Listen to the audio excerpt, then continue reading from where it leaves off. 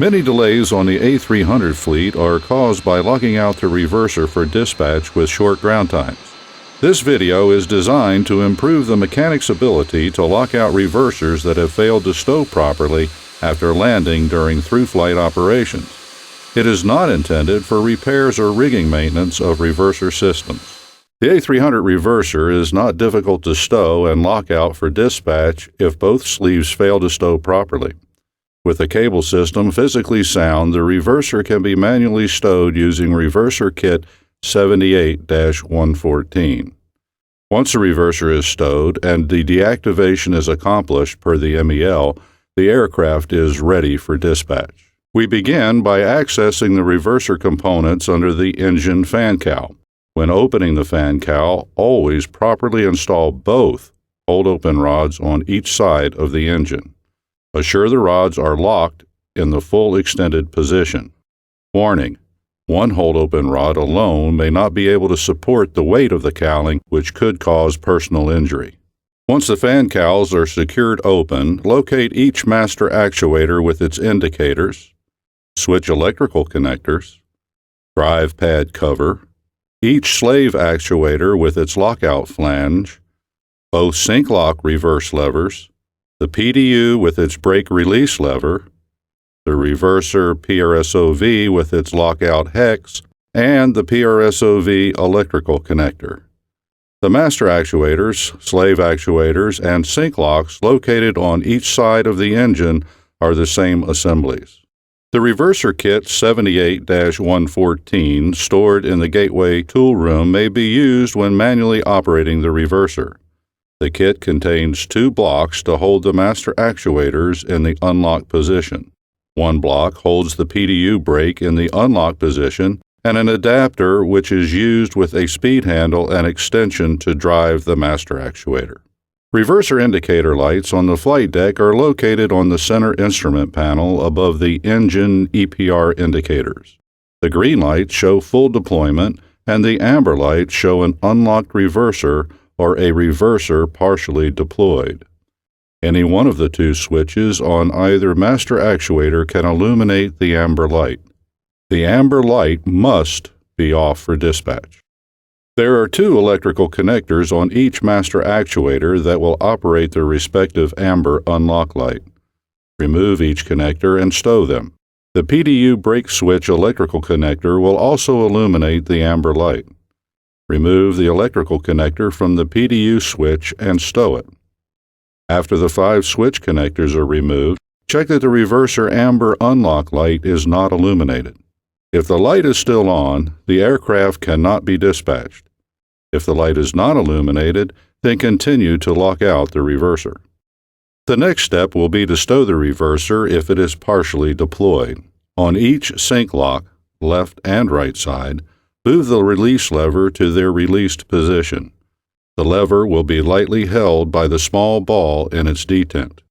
Install the locking block on the PDU brake release lever by pulling forward on the bottom side of the lever and placing the block between the top of the lever and the PDU housing.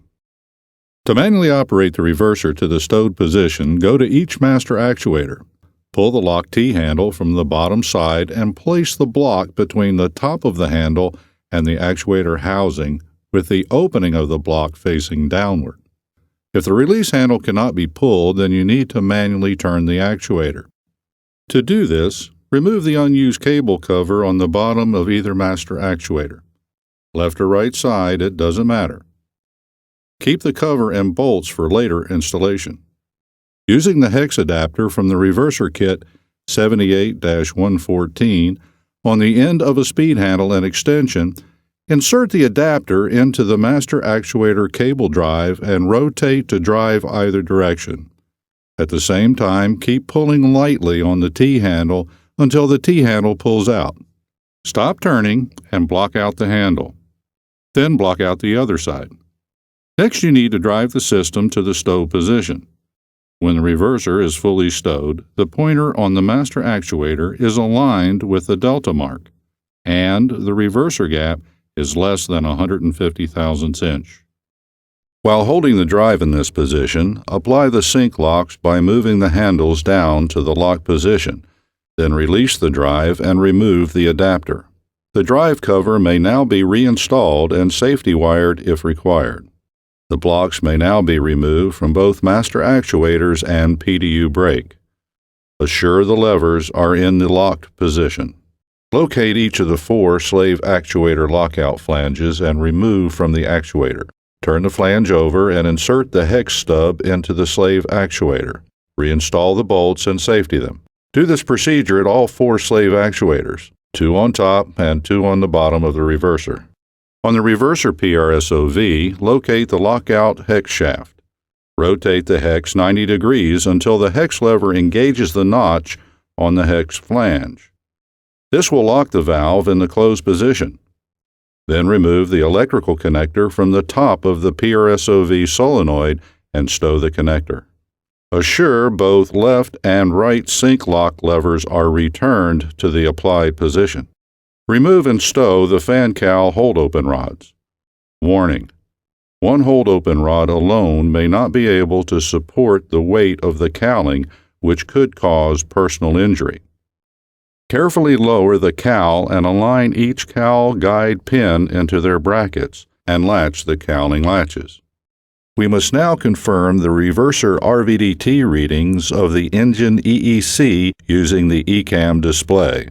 Assure the engine throttles are in the idle position and the fuel levers are selected to the off position. On the aft maintenance panel, select the engine for the reverser being deferred and place the FADEC byte switch to the test position. Reading the display for the TRA channel A and B for the selected engine, assure the position is between 0% plus or minus 2%. A reading greater than this will prevent the engine from accelerating above idle. Return the FADEC byte switch to the off position. After completing the MEL procedures and making the required entries in the logbook, the aircraft will be ready for dispatch.